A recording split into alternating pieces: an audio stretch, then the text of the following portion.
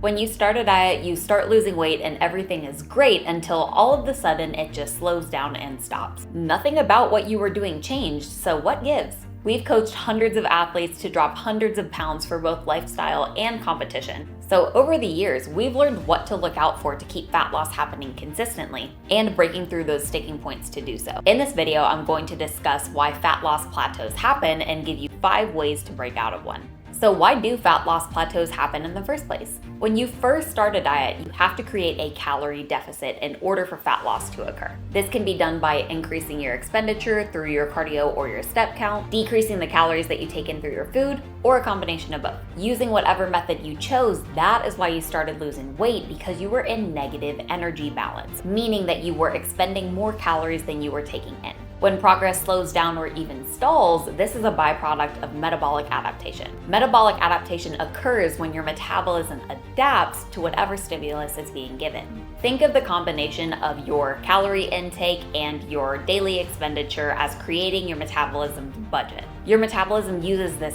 budget to fuel all of the processes that it's responsible for in the body. This doesn't just mean your steps and your exercise. This also means breathing. It means keeping your heart beating. It means keeping your brain working. It means keeping your hormones functioning. So there's a lot more that needs to be considered for both the intakes and the outputs than just the exercise and calories. Initially, when this budget gets dropped by creating that calorie deficit, it doesn't always recognize that at first. This means that your metabolism will keep drawing negative in your budget, which is creating that deficit and causing that fat loss. The extra calories being stored in your body as fat is essentially what's covering that negative balance in your account to give your body that energy that it needs. As you're in that deficit and you keep drawing negative, the calories from your body fat then step in to spot you and cover that. This is what causes the fat loss to occur. Over time though, your metabolism will get way more efficient with its budgeting and will start down-regulating other processes in the body so that it starts breaking even again. Your metabolism has now adapted to its energy budget, meaning that you're no longer drawing in the negative, so you stop losing weight. This is when we need to take a look at your current protocols to see what's going on and see if we need to make another adjustment in order to keep the fat loss happening.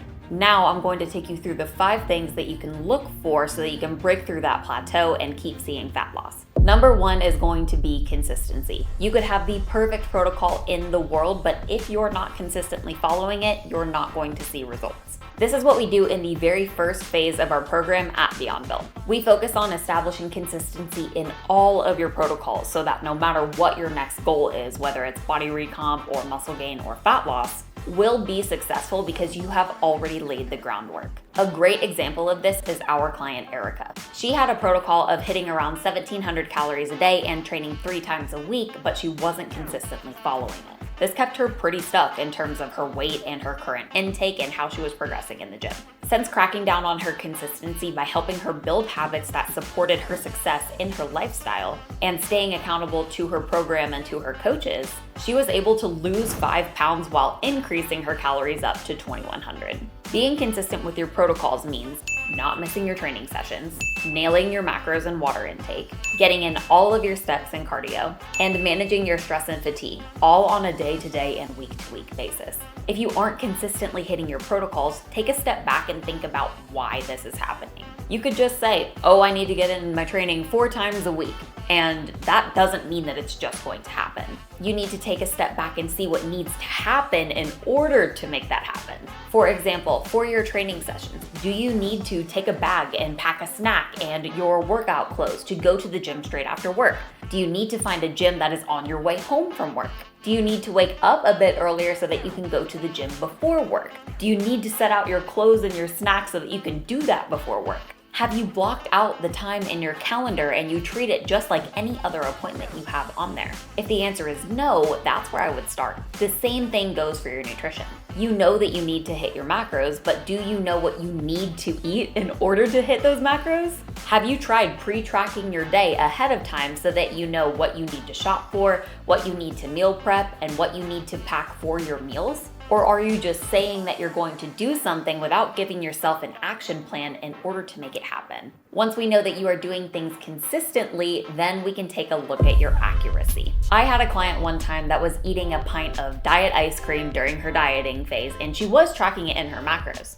After a few weeks, we weren't seeing any progress happen, so I had her take a look at her food logs. Turns out she was tracking an entry for the diet ice cream that contained only the net carb amount, not the entire carb amount. This was putting her at least 40 grams of carbs over what her goals were for the day, and she wasn't even realizing it. Whenever you are tracking data, make sure that you double check to make sure that you are tracking it correctly. When you're tracking your food, make sure that the food you're logging actually contains all of the macros and all of the calories and that it is correct. There are hundreds of foods in MyFitnessPal that have net carbs, or they take out the carbs from the sugar alcohol, or it's just wrong, or it has no macros and just has calories.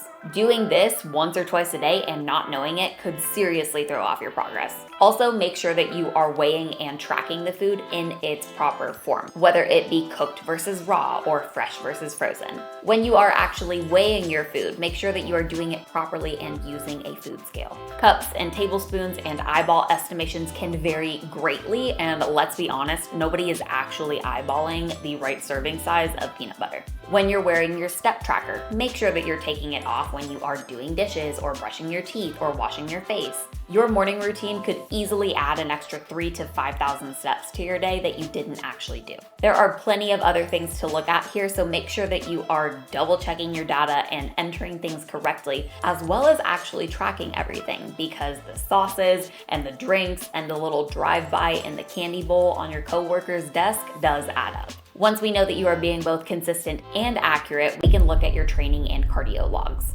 Something that we focus on really intensely at Beyond Built is training. While most people will tell you that nutrition is 80% of it, we'll tell you that it is both 100% training and 100% nutrition. Think of the nutrition as the gas and your body as the car. Your car isn't going to run properly if the engine isn't being used how it's meant to be. Take our client Maddie, for example. When she came to us, she was training improperly with doing a ton of volume and a ton of intensity, and within 1 month of being on proper training protocols, she dropped 7 pounds of inflammation. To know if you're training properly, take a look at your workouts.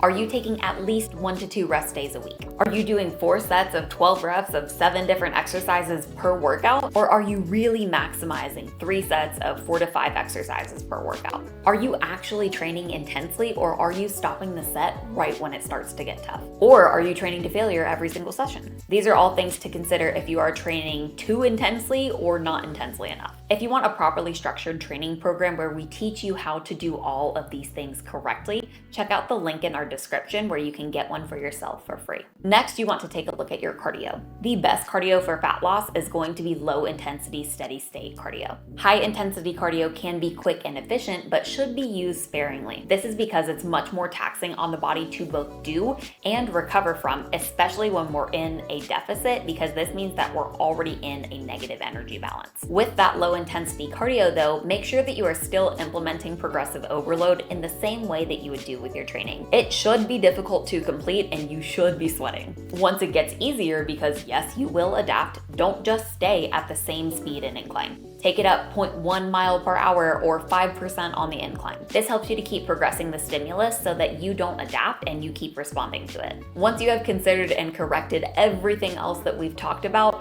now we can take a look at increasing your calorie deficit and making an adjustment. This can be done by decreasing your calories, increasing your expenditure through your steps or your cardio, or a combination of both. Through whatever method you decide to do, keep the adjustment around 10 to 20% of your total energy balance and then wait to see how your body responds. You don't want to make a massive adjustment right off of the bat, because remember, you can always drop it more, but you can't necessarily add it back once your body's adapted.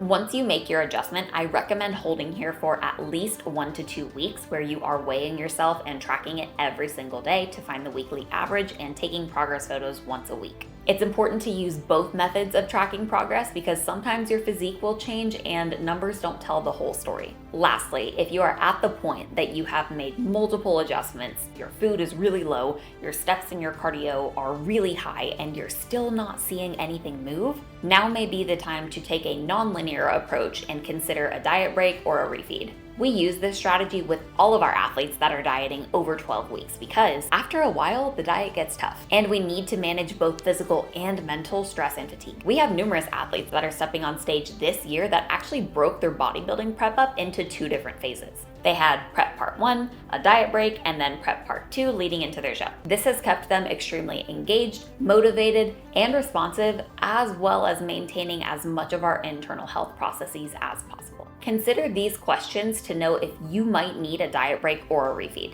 How is your training performance? Are you still progressing or have you plateaued? How is your energy? Can you focus and concentrate and be productive, or are you glued to the couch? How is your hunger? Is it manageable, or is food consuming your every waking thought? Are you recovering from your workouts, or are you always sore? Are you crushing your cardio sessions, or do your legs feel like lead? If you answered yes to most of those questions, and everything that we've already talked about in this video checks out, and you've been dieting for over 12 to 16 weeks, then you could benefit from a diet break or a refeed. Whether you choose to implement a refeed, whether it be 1 day or a few days, or a full diet break, whether it be a week to a few months, what you choose will be based on 1, how long you've been dieting for, 2, if you're on a specific timeline, 3, how much weight you still have to lose, and 4, where your current protocols are at. If you want a full video of us breaking down how and when to implement diet breaks, comment below and let us know. I hope that you take everything that I've talked about today and you implement it and you break through all of your fat loss plateaus and you get absolutely shredded this year. For more content on how to transform your body and get in the best shape of your life, make sure that you subscribe so you don't miss another video.